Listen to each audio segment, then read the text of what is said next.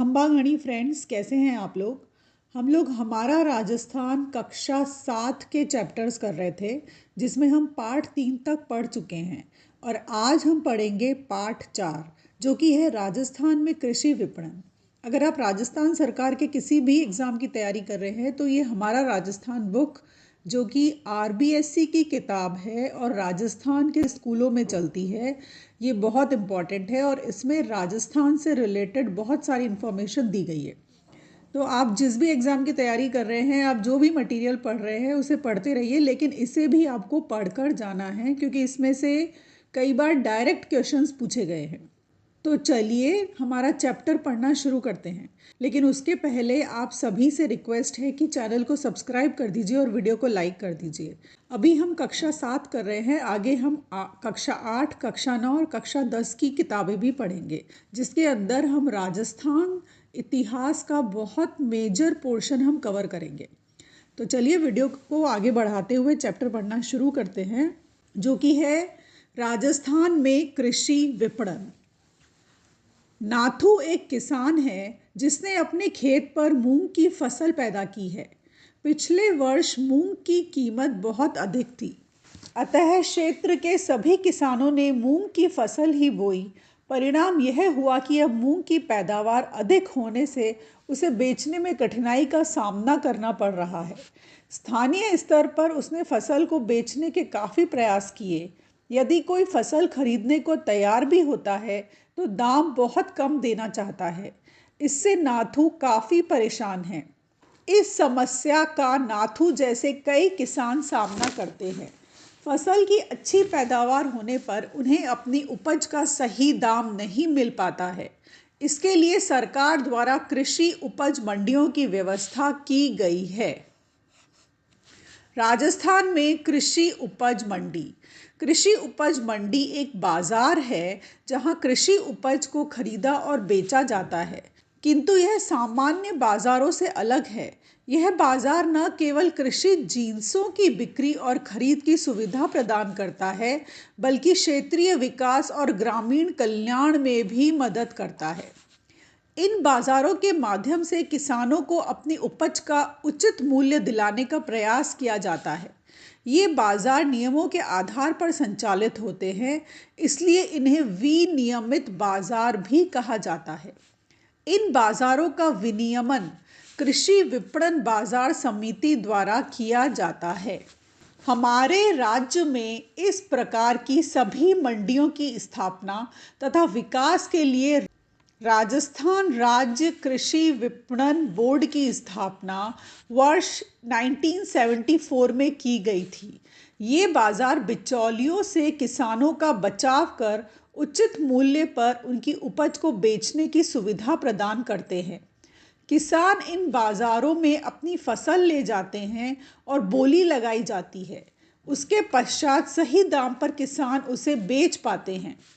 बड़ी मंडियों में तो दैनिक बाजार भावों की जानकारी देने के लिए उपज के मूल्य लाउड स्पीकर के माध्यम से प्रसारित किए जाते हैं, ताकि किसान सही मूल्य पर सौदा कर सके। अब तो सरकार ने कई मंडियों को ऑनलाइन कर दिया है, जिससे उपज के मूल्य कभी भी पता किए जा सकते हैं। किसानों की सहायता के लिए मंडी में आढ़तिये भी होते हैं। कुछ आढ़तिये, जिन्हें कच्चे आढ़तिये कहा जाता है, किसानों की उपज को मंडी में बनी अपनी दुकानों पर बेचते हैं और अपनी आढ़त या कमीशन काटकर किसान को उसकी उपज के मूल्य का भुगतान कर देते हैं। कुछ पक्के आढ़तिये भी होते हैं जो इन कच्चे आढ़तियों से थोक व्यापारियों या मिल वालों के लिए उपज का क्रय करते हैं। मंडियों में खरीदारों से बाजार शुल्क तथा मध्यस्थों से लाइसेंस शुल्क वसूल किया जाता है।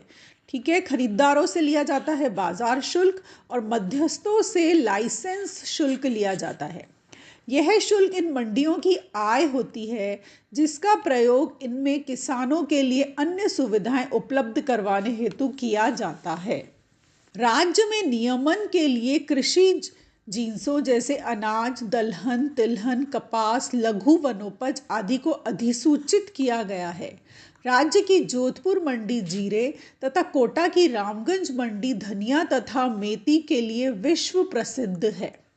कृषि मंडी में किसान को क्रेता खरीदार नहीं मिलते तो किसान को चिंता करने की आवश्यकता नहीं है। ऐसे में सीधे सरकार द्वारा उपज को न्यूनतम समर्थन मूल्य पर किसान से खरीद लिया जाता है। इस प्रकार सरकार द्वारा किसान को उसकी उपज का सही मूल्य दिलवाने का प्रयास किया जाता है।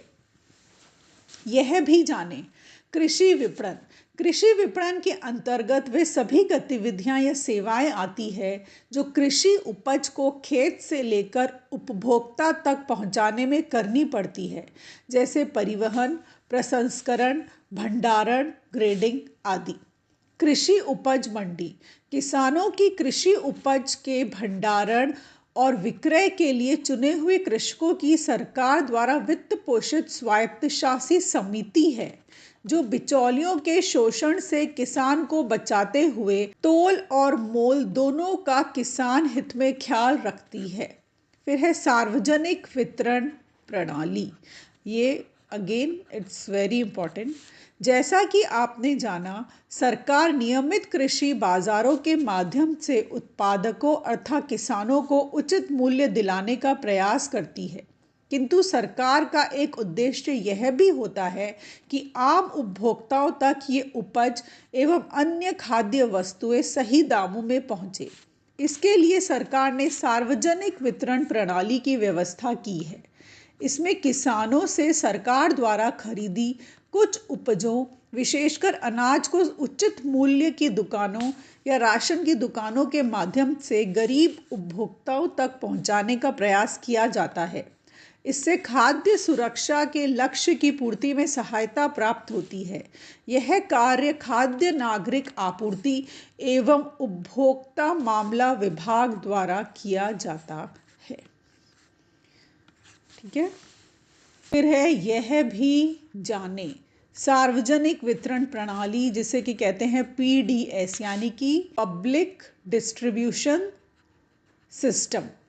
यह वह तंत्र या प्रणाली है जो देश में खाद्यान्न की आपूर्ति और बड़ी संख्या में गरीब लोगों को उचित मूल्य की दुकानों के माध्यम से आवर्ती आधार पर रियायती मूल्य पर खाद्यान्न वितरण की सुविधा प्रदान करती है।